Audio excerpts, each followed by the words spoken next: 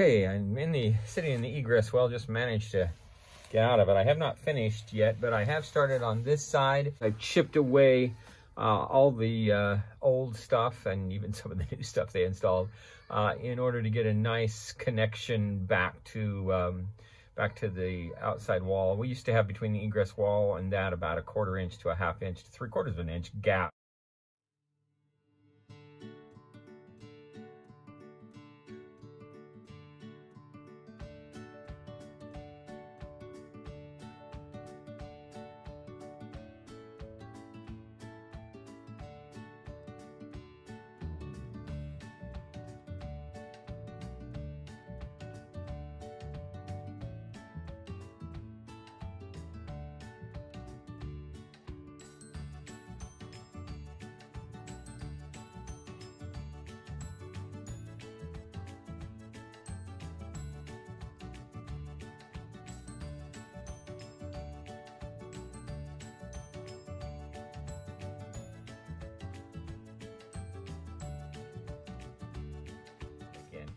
And so what I've done is I have opened up that which falls away pretty easily, and then the first layer are sealants.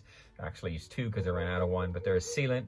It goes on, and then tomorrow I will finish all of the creating my holes wherever anything gives way. Basically, I will create a line or a V-shaped line and do the same thing. I'll put a sealant on it first.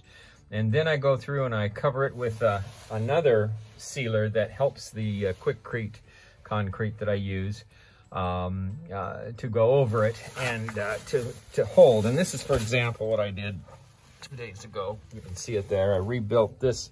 This is a good example. The exterior, it had a 3-inch or 2-inch.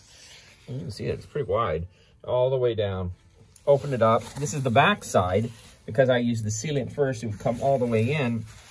And now I've cleaned it out and ready to do the same thing on this side. Sealant and then the quickcrete, well then sealant and then a quickcrete concrete.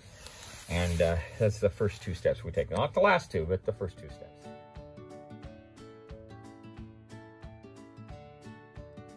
So this is what a section looks like when it's essentially half done. That is, the cracks are repaired there in the middle, and I'm ready for my final resolution, which I'll get back to in a little bit.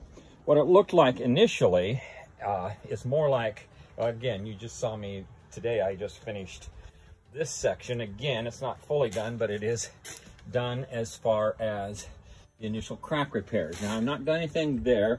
I have prepped all that by breaking everything out, and I am in the process of putting a sealant in there, which is essentially to fill that gap, which, as you can see at the top, is about 2 inches almost, and on the other side it was a full 2 inches all the way down, with some kind of sealant so that it fills up the air and seals it for waterproofing before I put the concrete over it.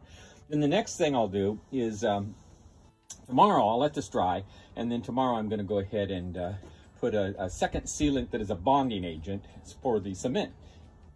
And I'll cover all that, and in about an hour after that start doing the cement work, just like I did on this side. That takes us up to the halfway point. Again, this down here is not done. I'll work on that tomorrow afternoon as well. But that takes us up to the halfway point, and I'll talk more about that later. Now, these are the various drills, etc., that we're using to, as you can see, to go ahead and sand down the parts of the cement outside.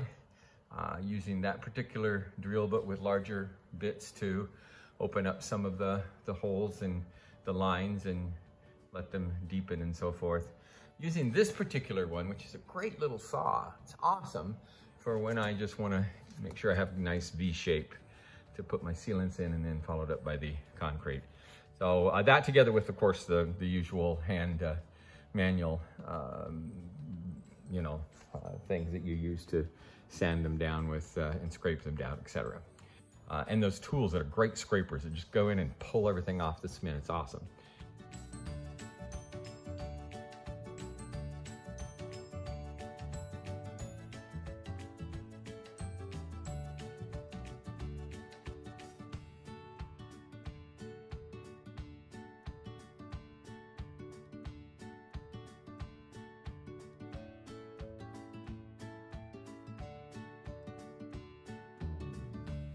Okay, this is at the end of this day, and I've got the cement now covering what was prepped yesterday, which is great, and laid out.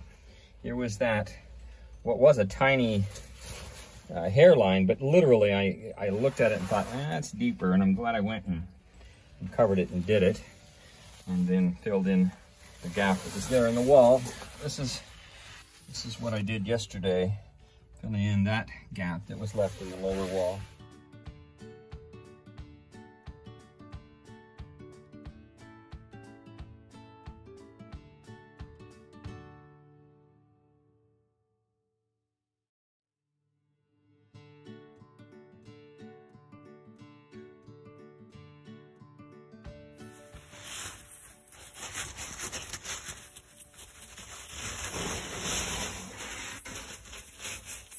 This actually did not go down below this.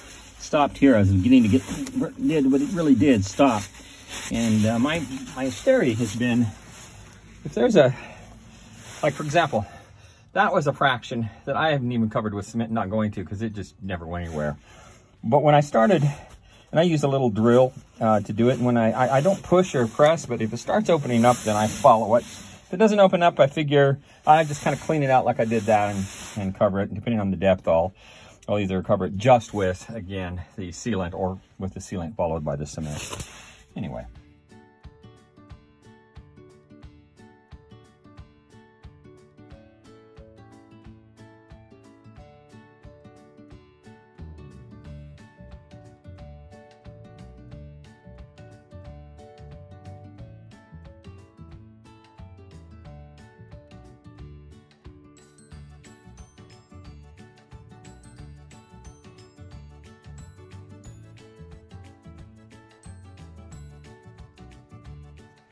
All right, so it's 7:35 at night. I'm gonna start picking up for the evening, but this is kind of where it stands. That corner and that corner still have to have cement, and then I can do my layered painting over it. I've painted through this wall. I've left that so I can walk in and out of here. Basically, I put in that cement tonight.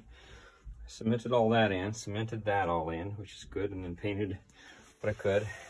Did my first coat of paint on this wall. So it's on its way, and I don't intend to do above it because I intend to get the ground back up. Then I'll finish all those kinds of things. There's not a lot of damage up there. I didn't go much further because I actually went over a couple places down and below where I still have to do some repair work. Actually, the repair work's done. I still have to do the actual putting of a first sealant on it, but I didn't think this would bind, and so I put that on, and that's kind of where I'm at as I'm leaving for Idaho. And I'll see you all next week. At the risk of you thinking I'm always in a motel someplace these days, I wanted to do a postscript to that visual. The purpose of the visual is, first of all, just give you a sense, because you have no idea, just like I don't, of my actual skill set and ability to do masonry. I'm actually having a good time doing it. I think I'm asking all the right questions and generally doing a good job. I want some feedback as to the process. That's why I took some time to explain it. Several of you have far greater expertise than I, so give me any feedback that you have for me with respect to it. The second purpose of this video is to let you know the next step. I've been in contact with the corporate offices and got through to somebody just really knowledgeable, because they come out of the masonry industry hands-on, which is always good, out of rubber liquid out of Canada. And that has to do specifically with, after I've put on all of the dry lock. By the way, he did some research and said the dry lock is fine in terms of its relationship to the liquid rubber, at least. But however, he did two things. He says don't put the dry lock below because it's better that the liquid rubber attach directly to what already is there. He had questions about the tar that was below. He said if that's cold tar, that's problematic. I've either got to do, if I'm going to use that product, a great deal more of scraping and cleansing of that, or go sideways. Henry's is another company I'll research and see what their bonding's like. But he gave me a test to do, which I will do when I get back. It's relatively easy using mineral spirits to find out if it's cold or I assume hot tar.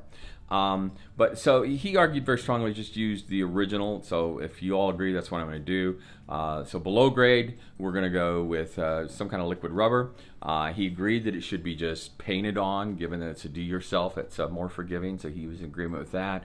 And secondly, above grade, I'm then going to use the dry lock and rely on that. Side story on the dry lock.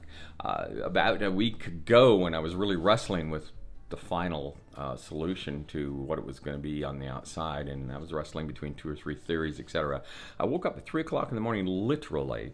I see pushback because I've done research after this, and these intuitions can be wrong as well as right. But I woke up at 3 o'clock in the morning, and the voice of God, the signature I have come to trust is the voice of God within, the intuition of that, was just very direct, very simple. It says, use dry lock. That's all it said. Just, I woke up, it felt use dry lock, and I said okay. So I researched dry lock the next day and bought the Extreme, and anyway, been applying that. And so in any event, Home Depot says dry lock is good. They agreed with that, and again, do it yourself because it's forgiving. I will put on, they recommend 2 coats. I'm going to put on 3 because when you're doing it yourself, you just want to catch things you don't catch in the first 2 coats. And so that's the plan. Get back to me, please critique, and that's the whole point of this, to cross-check it as I'm moving into it. I'm going to need some help in another week or 2 as I'm ready during the weeks of Sunday, the Easter Sundays, as we have work days, to get the gravel back in, because we're going to put a massive gravel throughout there before we even let the dirt touch it. Blessings. Talk to you later.